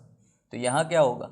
माइनस 10,000 है, उसमें से माइनस करेंगे 5,000, सो 15,000, पर minus 10,000 minus 5,000, minus minus plus, but answer होगा माइनस में। ओके, दैट मीन्स ये हुआ लॉस, रेवेन्यू लॉस 15,000 रुपीज़। और फोर्थ कंडीशन क्या हो सकती है कि यहाँ आपको लॉस ही दिया हुआ है और परचेस डेट को भी लॉस ही था balance, but so minus 10,000 minus minus plus 5,000, so again answer is minus 5,000। Okay, so loss. तो ये चार अलग अलग कंडीशन हो सकती है कि जब आपने 31 मार्च का बैलेंस देखा, मतलब जो बैलेंस शीट आपको दी हुई है सब्सिडरी कंपनी की, उसमें आपको प्रॉफिट दिया हो, but on purchase date profit भी हो सकता है, लॉस भी हो सकता है, बट तो अगर यहाँ प्रॉफिट ज़्यादा है तो क्या होगा? प्रॉफिट होगा। बट अगर लॉस है on date of balance sheet और ऑन डेट ऑफ परचेस अगर प्रॉफिट कम है और लॉस है, तो फिर क्या होगा? लॉस हो सकता है। ओके, इससे रिवर्स भी हो सकता है कि यहाँ बैलेंस जो है वो ज़्यादा हो पर कम हो जाए, 10,000 की जगह 5,000 हो, और यहाँ 10,000 हो, तो भी अगेन लॉस ही होगा। इन शॉर्ट आपको एक ही फॉर्मूला याद रखना है कि balance on balance sheet date, उसमें से हम लोग परचेस डेट का बैलेंस माइनस करेंगे। अगर आंसर प्लस में आ रहा है दैट मीन्स प्रॉफिट है, अगर आंसर माइनस में आ रहा है तो वो लॉस है। ओके, सो इस तरह से हम लोग कैलकुलेशन करेंगे जब सब्सिडरी कंपनी का लॉस या तो प्रॉफिट हमें फाइंड करना हो तो ये हो गया रेवेन्यू प्रॉफिट या रेवेन्यू लॉस। ओके, उसकी आगे हम लोग जो ट्रीटमेंट देते हैं रेवेन्यू प्रॉफिट, उसमें से जो share of subsidiary, share of holding company हो, उसे हम लोग P&L में प्लस कर देंगे, और जो माइनॉरिटी इंटरेस्ट है उसे हम लोग वहाँ पर ऐड करेंगे। ओके, सो वो इफेक्ट हमने ऑलरेडी डिस्कस किया आगे कि प्रॉफिट या लॉस की ट्रीटमेंट क्या देनी है। ओके, सो नेक्स्ट,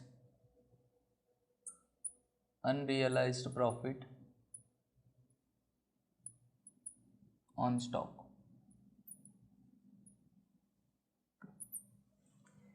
ये पॉइंट भी हमने लास्ट चैप्टर में डिस्कस किया था इंटर कंपनी ट्रांजेक्शन में, कि कई बार जब कोई एक कंपनी दूसरी कंपनी से स्टॉक परचेस करती है, तो यहाँ भी वहाँ हमने परचेसिंग सेलिंग कंपनी का देखा था, बट यहाँ पर होल्डिंग और सब्सिडरी कंपनी के बीच में अगर स्टॉक का कोई ट्रांजेक्शन हुआ है, बट तो इसकी इफ़ेक्ट हम लोग क्या करेंगे? अनरियलाइज प्रॉफिट पहले तो आपको फाइंड करना होगा कि कितना प्रॉफिट इंक्लूड है उसके अंदर, ओके, स्टॉक के अंदर। फिर जो प्रॉफिट है, प्रॉफिट की इफेक्ट क्या देंगे? तो इन कॉन्सोलिडेटेड बैलेंस शीट,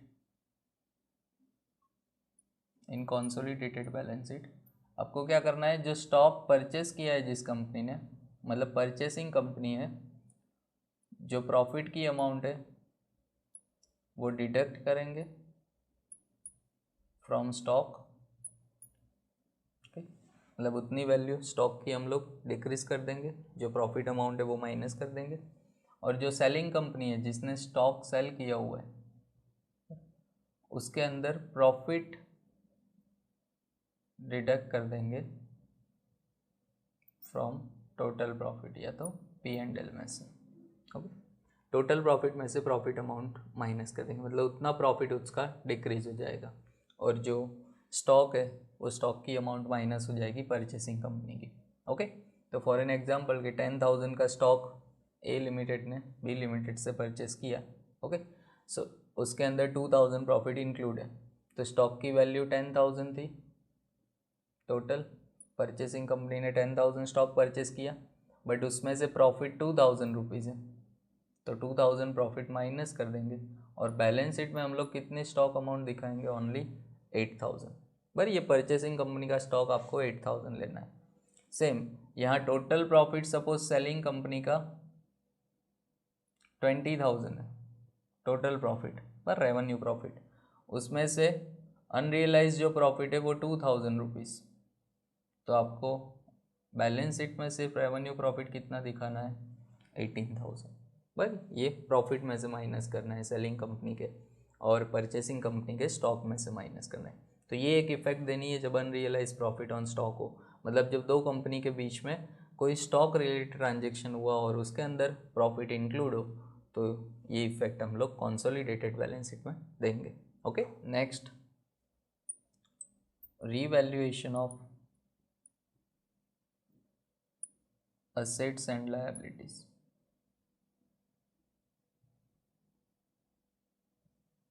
मतलब कि असेट्स एंड लायबिलिटी की अगर वैल्यू चेंज हुई हो, बस तो चेंज में क्या हो सकता है, या तो असेट्स लायबिलिटी की वैल्यू इंक्रीज हो सकती है या तो डिक्रीज हो सकती है।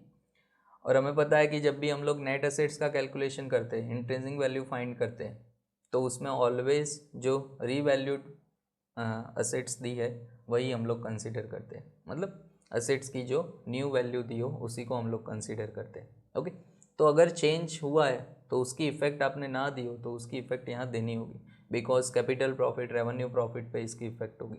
ओके, सो अगर रीवैल्यूएशन हुआ है और असेट्स की value, if value of assets increase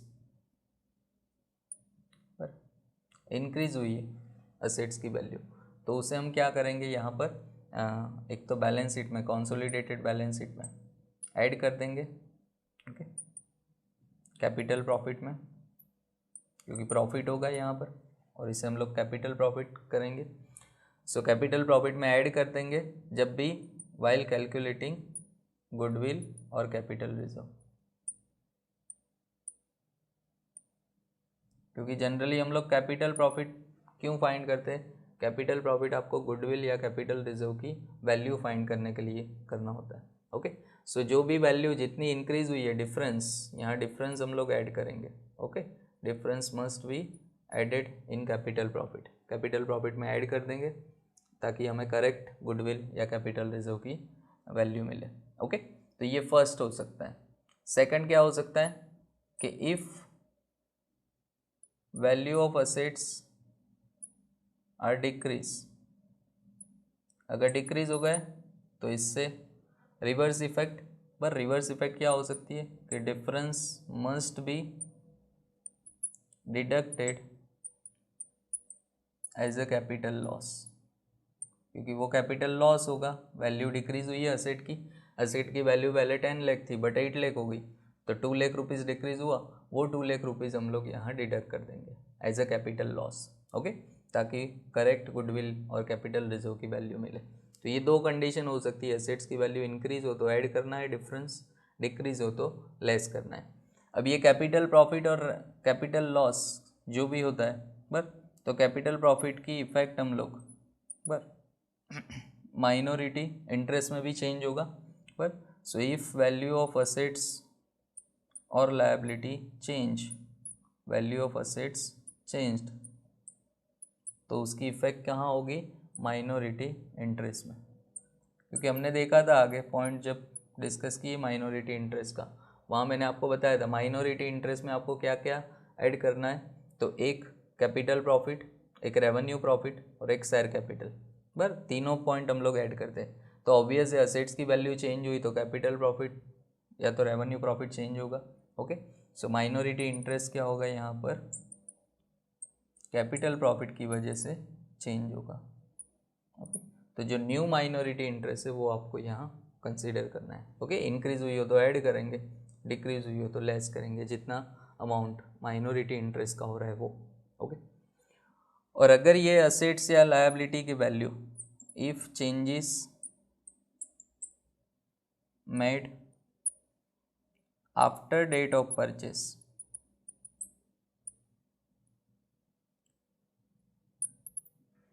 मतलब कि 1/7 को होल्डिंग कंपनी ने शेयर्स परचेस किए और जो भी असेट्स या लायबिलिटी की वैल्यू इंक्रीज डिक्रीज हुई वो 1/7 के बाद हुई। और ये हमें पक्का पता है कि 1/7 के बाद ही इंक्रीज वैल्यू हुई है, तो हम लोग उसे क्या कंसीडर करेंगे, तो उसे हम लोग कंसीडर करेंगे रेवेन्यू प्रॉफिट। क्योंकि आफ्टर परचेस जो भी चेंज हो प्रॉफिट या लॉस में उसे रेवेन्यू प्रॉफिट या रेवेन्यू लॉस बोला जाता है।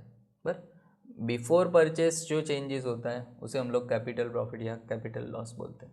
ओके, सो अगर बिफोर परचेस अगर कोई असेट्स की वैल्यू चेंज हुई है तो उसे हम लोग कैपिटल प्रॉफिट कंसीडर करेंगे गुडविल या कैपिटल रिजर्व फाइंड करने के लिए, और अगर आफ्टर डेट ऑफ परचेस कोई चेंजेस हुआ है तो वो रेवेन्यू प्रॉफिट होगा।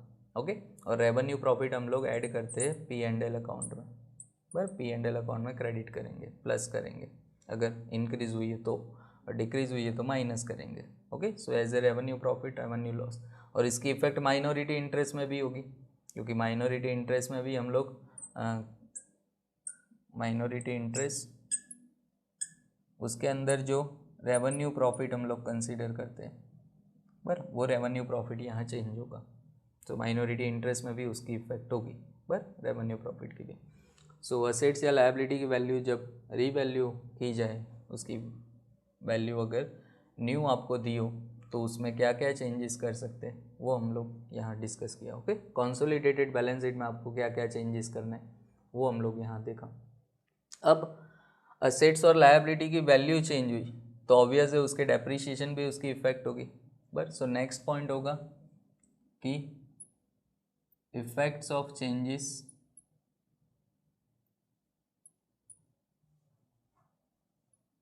On depreciation.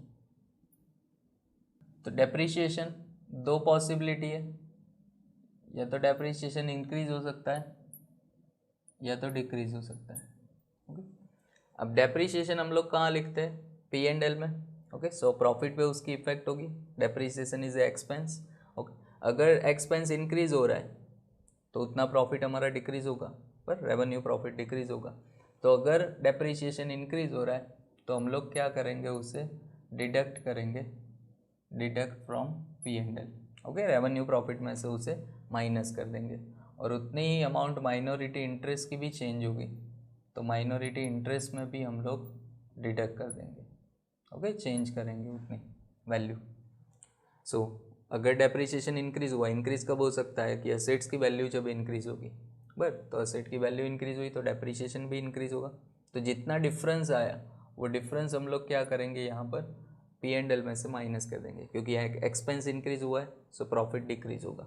Okay, so deduct करेंगे और माइनॉरिटी इंटरेस्ट में भी चेंज। पर अगर डिक्रीज हो रहा है तो डिफरेंस हम लोग क्या कर देंगे, ऐड कर देंगे P&L, क्योंकि उतना प्रॉफिट हमारा इंक्रीज हो जाएगा। पर बिकॉज डेप्रिसिएशन डिक्रीज हो रहा है मतलब एक्सपेंस डिक्रीज हो रहा है, और माइनॉरिटी इंटरेस्ट भी चेंज होगा क्योंकि हम लोग रेवेन्यू प्रॉफिट की इफेक्ट माइनॉरिटी इंटरेस्ट में भी देते हैं। माइनॉरिटी इंटरेस्ट में तीन चीज़ आपको ऐड करनी होती है, एक शेयर कैपिटल नॉमिनल वैल्यू, दूसरा कैपिटल प्रॉफिट और तीसरा रेवेन्यू प्रॉफिट। तो अगर कैपिटल प्रॉफिट में कोई चेंजेस हो रहा है तो माइनॉरिटी इंटरेस्ट भी चेंज होगा, रेवेन्यू प्रॉफिट में अगर कोई चेंज हो रहा है तो भी माइनॉरिटी इंटरेस्ट में चेंज होगा। ओके, और शेयर कैपिटल में अगर कोई वैल्यू में चेंज हो रहा है तो भी माइनॉरिटी इंटरेस्ट में चेंजेस होंगे। तो आपको सिर्फ होल्डिंग कंपनी के शेयर में चेंज नहीं करना है, होल्डिंग कंपनी के हम लोग P&L में या तो कैपिटल प्रॉफिट में चेंजेस नहीं करेंगे, बट साथ साथ में माइनॉरिटी इंटरेस्ट भी चेंज होगा तो वो भी आपको ऐड या लेस करना है। ओके, सो ये पॉइंट हम लोग ध्यान रखेंगे। Next, issue of bonus shares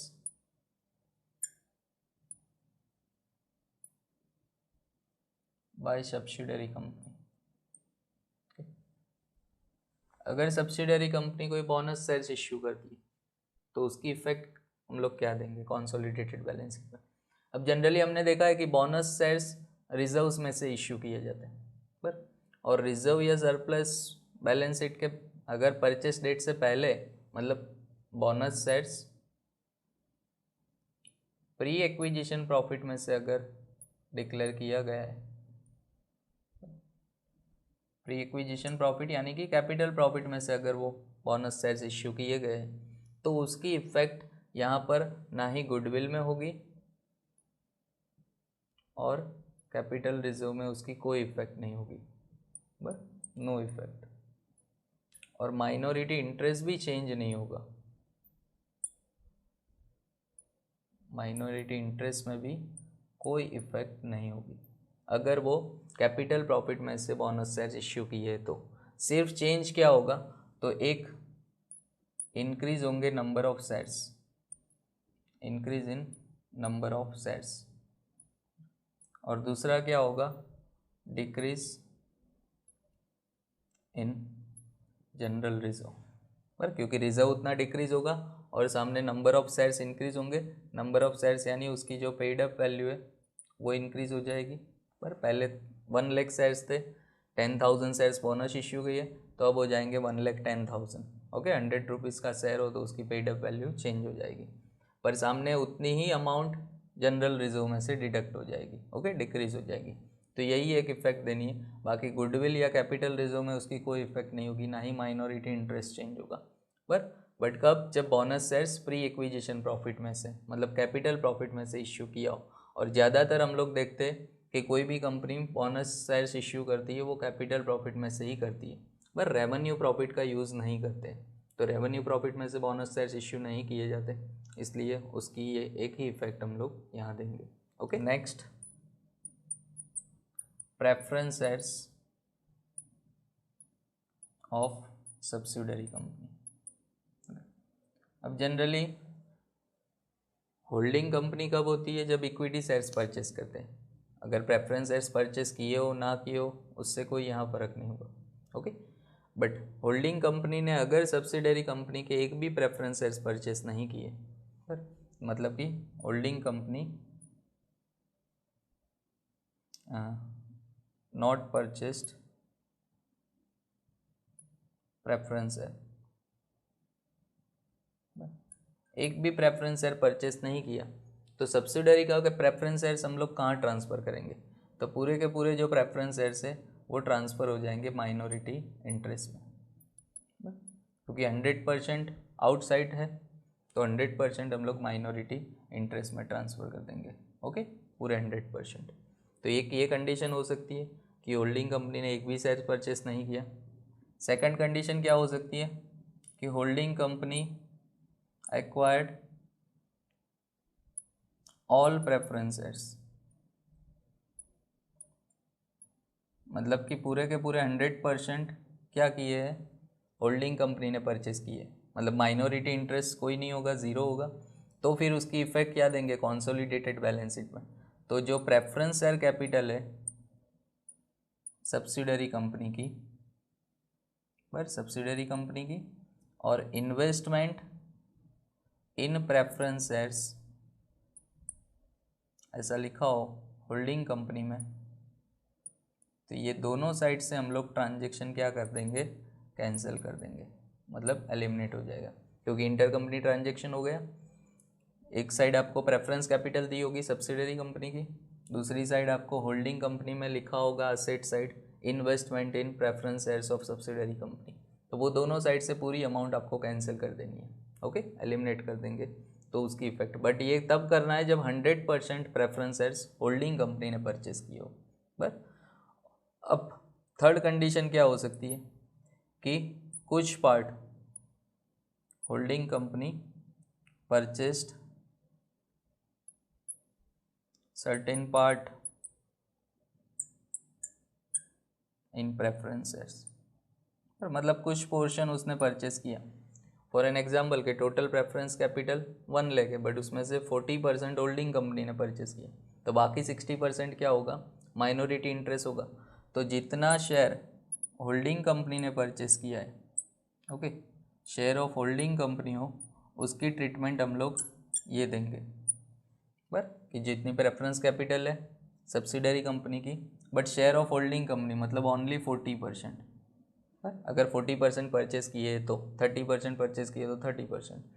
तो जितनी टोटल प्रेफरेंस कैपिटल है सब्सिडरी कंपनी की, उसमें से 40% हम लोग माइनस कर देंगे, और सामने जो इन्वेस्टमेंट है होल्डिंग कंपनी का वो भी माइनस हो जाएगा। बट और बाकी जो 60% है वो हम लोग ट्रांसफ़र कर देंगे माइनॉरिटी इंटरेस्ट में, क्योंकि माइनॉरिटी इंटरेस्ट में शेयर कैपिटल भी इंक्लूड होती है। Okay, share capital plus capital profit plus revenue profit. तो शेयर कैपिटल यानी प्रेफरेंस कैपिटल भी हो गई, तो प्रेफरेंस कैपिटल 60% जो है वो माइनॉरिटी इंटरेस्ट में हम लोग, मतलब दोनों इफेक्ट साथ में हम लोग देंगे अगर कोई पार्ट परचेस किया है प्रेफरेंस शेयर्स का तो। ओके, सब्सिडरी कंपनी में। क्लियर? तो जब इस टाइप के कोई ट्रांजेक्शन्स हो तो आपको उसकी इफेक्ट प्रेफरेंस शेयर्स रिलेटेड हो तो कंसोलिडेटेड बैलेंस शीट में इफेक्ट इस तरह से होगी। Okay, next debentures of subsidiary company. अगर सब्सिडरी कंपनी ने डिबेंचर्स इश्यू किए, अब डिबेंचर जनरली हम लोग लायबिलिटी साइड लिखते हैं, तो सब्सिडरी कंपनी में बैलेंस शीट में लायबिलिटी साइड लिखा होगा नॉन करंट लायबिलिटी में। ओके, लॉन्ग टर्म बोरोइंग में डिबेंचर्स लिखे होंगे। अगर इसमें से होल्डिंग कंपनी ने कुछ डिबेंचर्स परचेस किए, होल्डिंग कंपनी होल्ड्स सम डिबेंचर, तो वो क्या हो जाएगा, इंटर कंपनी ट्रांजेक्शन हो जाएगा। तो जैसे हमने प्रेफरेंस कैपिटल की इफेक्ट दी सेम वैसे ही करनी है यहाँ पर। ओके, तो एक आपको डिबेंचर्स ऑफ सब्सिडरी कंपनी, जितने डिबेंचर्स होल्डिंग कंपनी ने परचेस किए उतने, और सामने जो investment in debenture of subsidiary company, बर इन डिबेंचर ऑफ सब्सिडरी कंपनी जो होल्डिंग कंपनी का होगा, ये दोनों हम लोग क्या कर देंगे, एलिमिनेट कर देंगे। ओके, मतलब माइनस कर देंगे दोनों साइड से। एक लायबिलिटी साइड से डिबेंचर माइनस करेंगे सब्सिडरी कंपनी के, और असेट साइड से जो होल्डिंग कंपनी का इन्वेस्टमेंट है वो माइनस कर देंगे। बट अगर ज़्यादा अमाउंट पे किए, मतलब इन्वेस्टमेंट ज़्यादा किया हो, डिबेंचर की जो एक्चुअल वैल्यू है, मतलब नॉमिनल वैल्यू ऑफ डिबेंचर और जो इन्वेस्टेड वैल्यू है, बट अगर नॉमिनल वैल्यू इन्वेस्टेड वैल्यू से कम है, बराबर, मतलब कि invested value for an example के नॉमिनल वैल्यू 50,000 है, बट हमने इन्वेस्टमेंट जो परचेस किए, डिबेंचर्स परचेस किए 60,000 में, तो 60,000 हुआ, तो जो डिफरेंस है वो डिफरेंस हम लोग ट्रीट करेंगे एज अ गुडविल। बस, तो गुडविल में ट्रांसफ़र करना है डिफरेंस, और बाकी 50,000 हम लोग दोनों साइड से डिडक्ट कर देंगे, 10,000 रुपीज़ गुडविल में ट्रांसफ़र कर देंगे।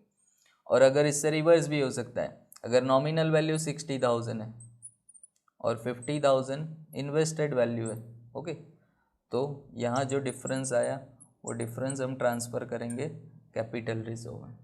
ओके, कैपिटल रिजर्व में ट्रांसफ़र करेंगे और 60,000 दोनों साइड से माइनस कर देंगे। क्लियर? तो अगर डिबेंचर्स दिए हो, डिबेंचर्स में अगर कुछ पार्ट डिबेंचर का परचेस किया है तो हम लोग उसे दोनों साइड से एलिमिनेट करेंगे। बाकी के डिबेंचर्स एज इट इज़ हम लोग लायबिलिटी साइड लिखेंगे। फॉर एन एग्जांपल के 40% डिबेंचर्स परचेस किए तो 40% हम लोग माइनस कर देंगे सब्सिडरी कंपनी के, और बाकी जो 60% है वो बैलेंस शीट में एज इट इज़ आपको लायबिलिटी साइड लिखना है। ओके, सो वो होल्डिंग कंपनी के जो डिबेंचर्स है उसमें हम लोग ऐड कर देंगे। क्लियर? सो ये डिबेंचर्स का point. Last point, purchase and sale of shares of subsidiary company.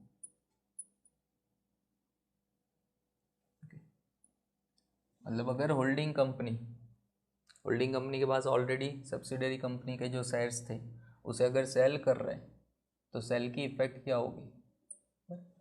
अब जब सेल कर रहे तो ऑब्वियस है इन्वेस्टमेंट है उनका, तो इन्वेस्टमेंट सेल करेंगे तो हम लोग एंट्री क्या लिखते हैं, cash account debit to investment.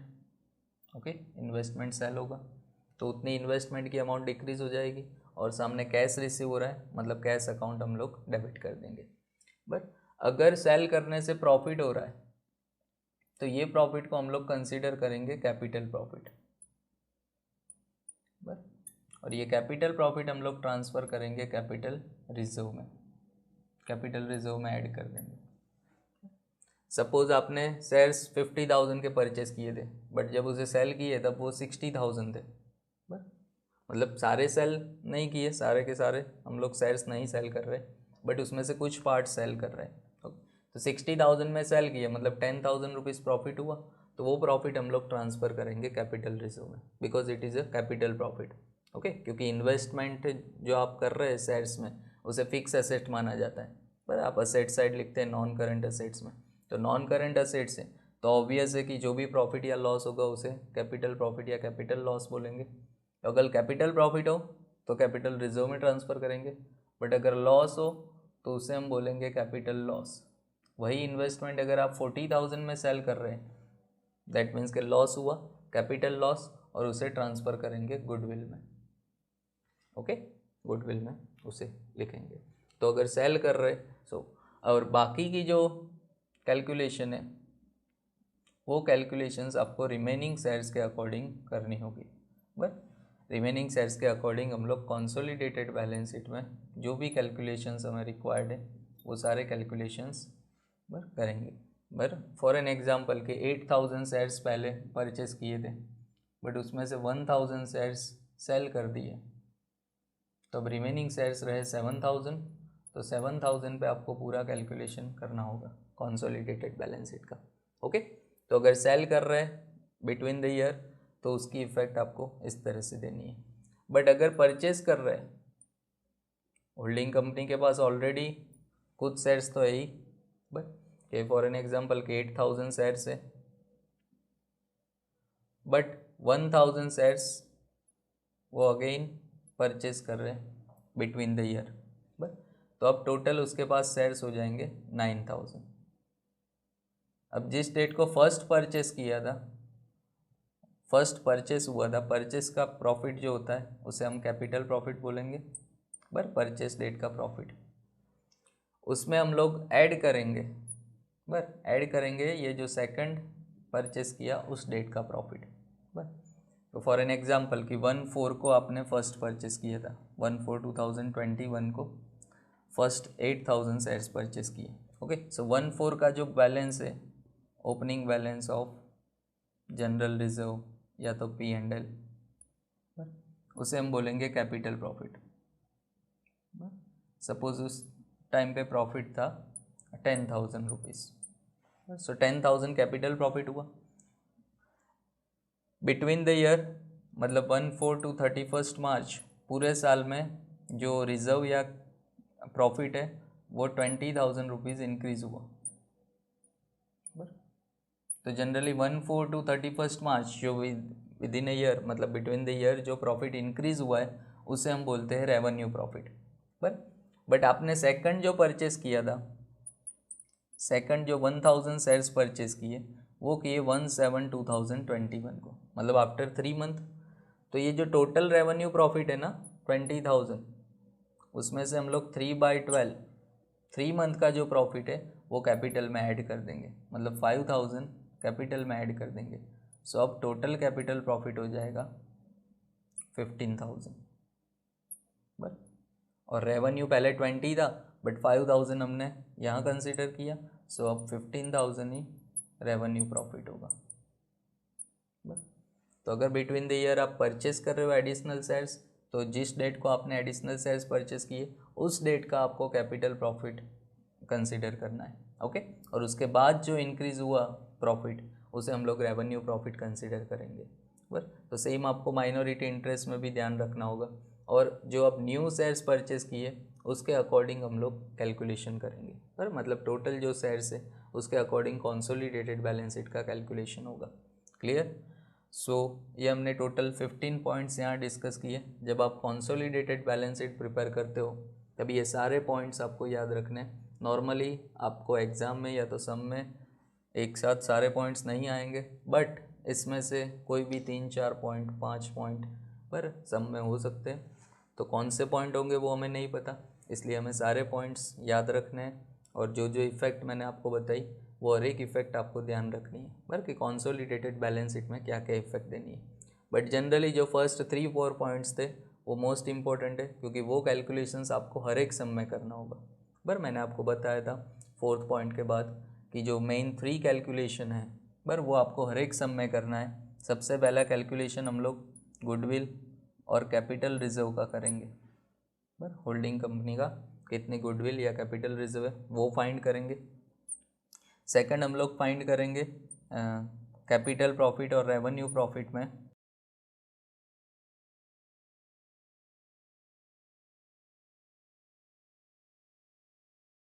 Minority interest. So minority interest का हम लोग यहाँ कैलकुलेशन करेंगे। But so capital profit, revenue profit plus share capital, ये तीनों में माइनॉरिटी इंटरेस्ट कितना है वो भी आपको फाइंड करना होगा। ओके। और थर्ड, जो होल्डिंग कंपनी का शेयर है, share of holding company in revenue profit and revenue reserve. Revenue profit और रेवेन्यू रिजर्व में होल्डिंग कंपनी का पार्ट कितना है वो भी आपको फाइंड करना है। बाकी माइनॉरिटी इंटरेस्ट में जाएगा, बट 70% पार्ट है तो 70% हम लोग होल्डिंग कंपनी में लिखेंगे, 30% माइनॉरिटी इंटरेस्ट में। Same capital profit total find करेंगे, उसमें से 30% माइनॉरिटी इंटरेस्ट में, बाकी 70% होल्डिंग कंपनी में। जितनी शेयर कैपिटल है 30% माइनॉरिटी इंटरेस्ट में, बाकी 70% होल्डिंग कंपनी का। ओके। और उसके लिए गुडविल और capital reserve, goodwill capital reserve find करने के लिए आपको पहले कैपिटल प्रॉफिट फाइंड करना होगा। बस तो ये मेन 3 कैलकुलेशंस आपको हर एक सम में करने होंगे।